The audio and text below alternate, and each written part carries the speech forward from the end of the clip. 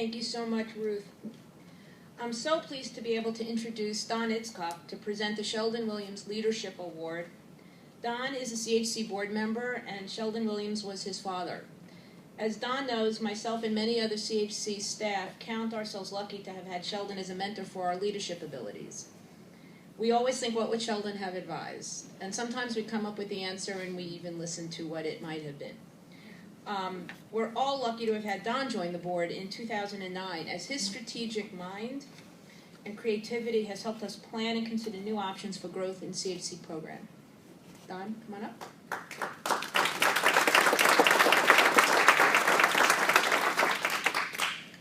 It's a great privilege for me and on behalf of my brother Al to present the Sheldon Williams Leadership Award, which was established in 2008 to recognize leadership that inspires those with hearing loss to achieve and make a difference for others.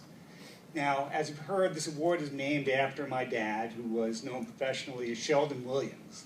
And Sheldon first wore hearing aids when hearing aids were bigger than iPhones. He was a longtime client of the league. He served on the board for years, and he was the treasurer for many years. He was a human resources leader, and he led CHC in developing its strategic vision. And for more than 3 decades, he provided insight and guidance to the CHC family, including CHC's current management team. It's humbling for me to know that today Sheldon's guidance is still with those he mentored and coached, because he imparted lasting lessons on those how to inspire professionals and leaders to achieve their best and drive organizations forward. Everyone who knew and loved Sheldon, his own family and his broad extended family here, understood that if he needed insight on how to make good decisions, all he had to do was call 1-800-SHELDON. So Sheldon's gift on this line and in life was helping you to arrive at your own best answer. So it's really with great honor to present the 2014 Sheldon Williams Leadership Award to Hands On, an arts service organization which provides support and advocate for accessibility for arts for the deaf and hard of hearing community through production of sign language interpretive performance, information and referral, theater consultations, and workshops. Hands On was founded in 1982 and began with a small mailing list with just 6 interpreted off-Broadway performances. Today, Hands On produces 20 to 30 interpretive performances annually, maintains an active website, which features its monthly cultural calendar and a comprehensive resource directory, and generates input from deaf people locally and around the world. Here with us to accept this award is one of 4 co-founders of Hands On and its current executive director, Beth Prevor. Now, Beth, my dad would be so pleased to know of this award to Hands On because he and my mother, Sandy, were devoted patrons of Lincoln Center opera and ballet, loved Broadway and off-Broadway, and went to as many caption performances that they could. In fact, my mom and dad went to these performances often with other couples from the board. And while my dad never admitted whether he liked the captions or the close seating the most, the fact that he was able to understand the performance through the interpretation added immeasurably to his own appreciation of and joy for the arts.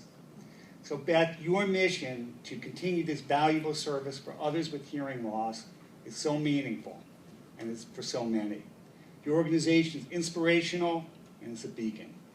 So everyone, please join me in the warmest welcome for Beth Prevor, co-founder and executive director of Hands On, to accept the 2014 Sheldon Williams Leadership Award.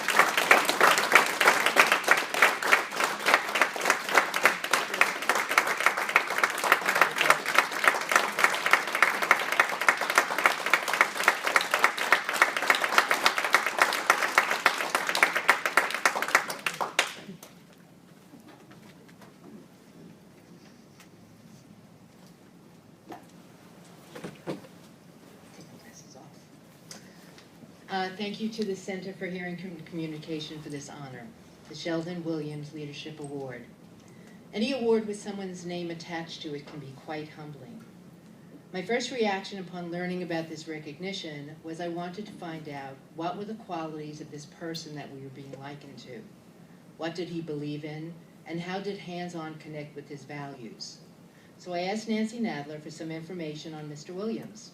And I have to say, after what she told me, I am truly sorry that I never had the opportunity to meet him. She described him as an expert in motivating and enabling organizations to reach their best. She said he was a mentor, someone who shared his wisdom and supportive counsel.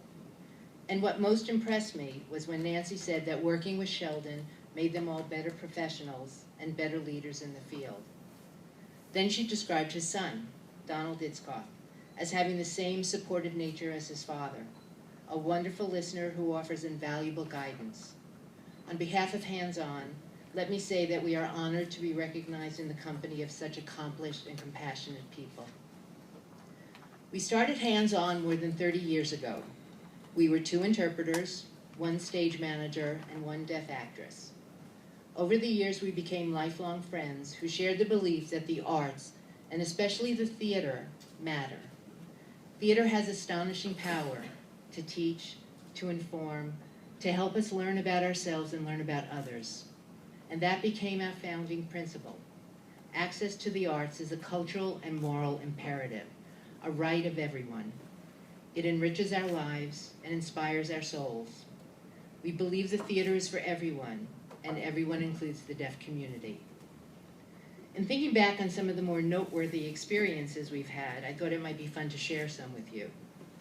We coordinated an interpretive performance of Radio City Christmas Spectacular for 3,000 deaf kids and their families, for which we had 16 interpreters spread throughout the cavernous auditorium. We interpreted the first production of Lion King on Broadway, a few months into its run, when tickets were so hot that no one could get them except the deaf community. We managed to get kicked out of one theater after Jeremy Irons announced that he would not share the stage with an interpreter. I said these experiences were noteworthy, which doesn't always mean pleasant. And so we can end this list on a positive note. Lynn Redgrave, during an interpreted performance of her one-woman show on Broadway, noticed that the light on the interpreter was not turned on. She stopped the show, called up to the lighting booth to turn the interpreter's light on, waited for the light to go on, then went back to restart the scene. It's all been very dramatic and very exciting. Over the years, we've watched as deaf audiences have taken their rightful place as confident and savvy New York theatergoers.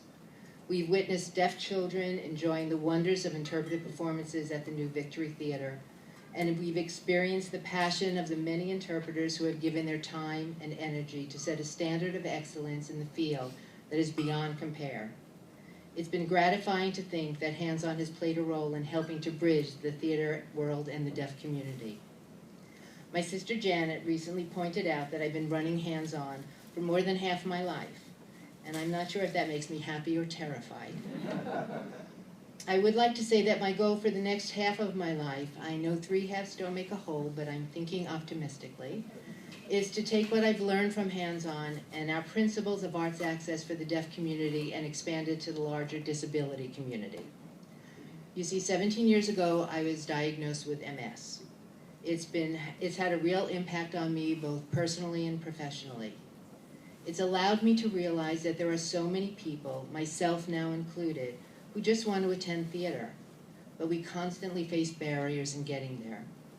I believe so deeply that everyone, deaf or hearing, able-bodied or disabled, has the right to go to a play, an art gallery, a symphony, or a dance performance.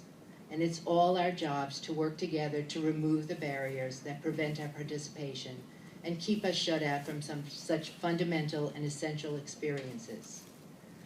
I will take my cue from Mr. Williams, who is an expert at motivating organizations to be their best, and apply that to gain equal access to the arts. And I sincerely hope that he would be as pleased and proud as I am to receive this award. Thank you.